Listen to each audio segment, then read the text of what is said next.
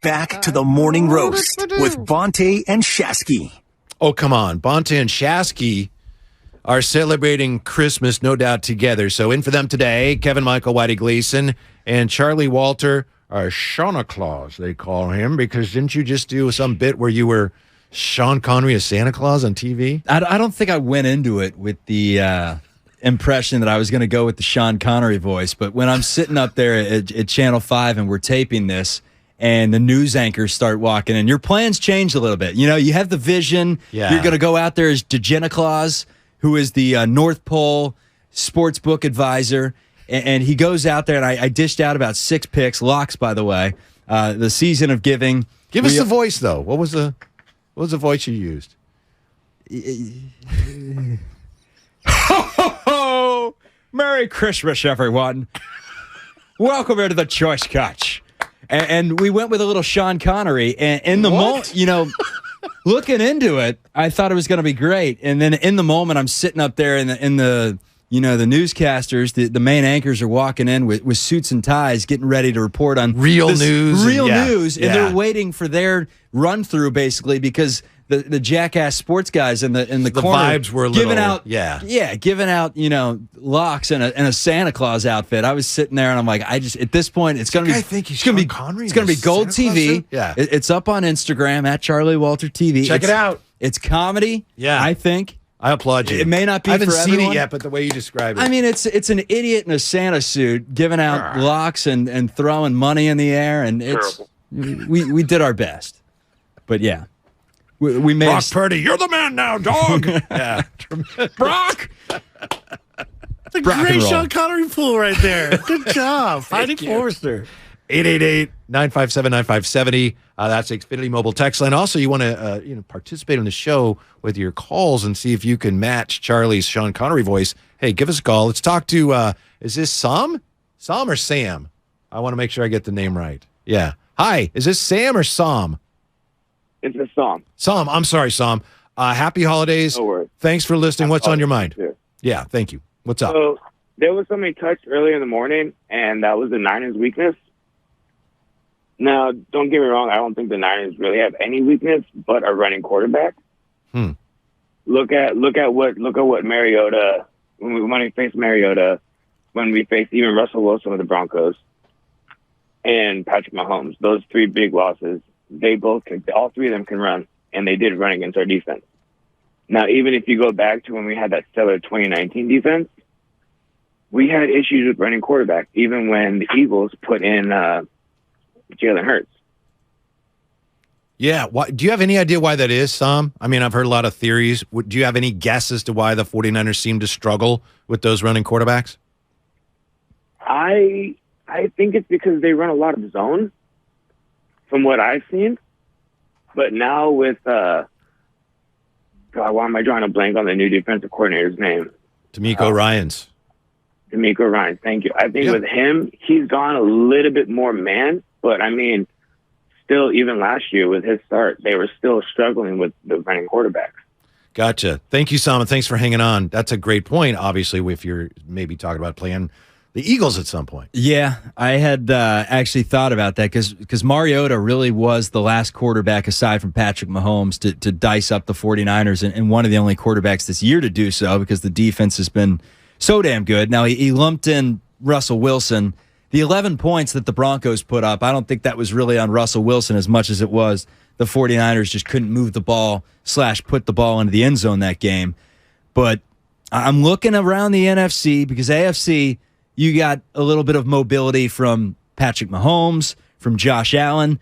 Joe Burrow can improvise a little. He's not going to run much. Charlie's from Ohio. You get all the way to the Super Bowl, then maybe you worry about it a bit. But in the NFC, it's really just Jalen Hurts, right? Kirk Cousins, you're not worried about the read option. The thing about Minnesota, though, and I understand that they're up, they're down. Are they still upside down in their points scored, points allowed? I don't know. But that win over over Buffalo, that was staggering. And then to back that up, and I know the Colts were they contributed to their own demise, but to see Minnesota then come back from that 33-0, I'm not eager to dismiss the Vikings as, they're total frauds. Because they've done some impressive things this year despite their inconsistencies. And they're, defensively, they're not what they used to be. Yeah, I mean, that's impressive stuff. They have a lot of talent. There's no doubt about that, especially on the offense. I mean, you're talking Dalvin Cook in the run game and with the receivers that the Vikings have. I mean, Adam Thielen, is Thielen at this point the 2 or the 3? He's probably their number 2 receiver, right? Yeah. But if you're counting Hawkinson in there as a pass catcher too, Adam Thielen may be your third best weapon. It's a pretty good third best weapon to have. Right. They're loaded. So, I know they are. There's something fraudulent about them. The real ones know. When a team is fraudulent, the real ones know. And there's some, I can't quite put my finger on it, but there's something fraud. How much of that could be a vague Kirk Cousins bias? Maybe it is.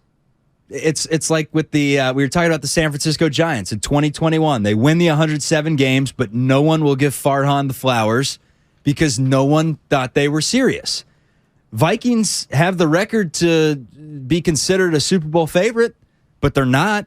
There's 6-7 teams ahead of them right now, and it's because I think everyone just kind of knows there's something fraudulent there. More on the 49ers coming up top of the hour. Jordan Elliott from Niners Nation is going to join us. Shameless shout-outs coming up at 7:45. So get ready to check in here at 888-957-9570 with your shameless shout-out for whomever you want to shout out, Charlie, for whatever reason. I love how you just said you're impressed with the Vikings after going down 33 by the Colts. That alone right there is why they're fraudulent.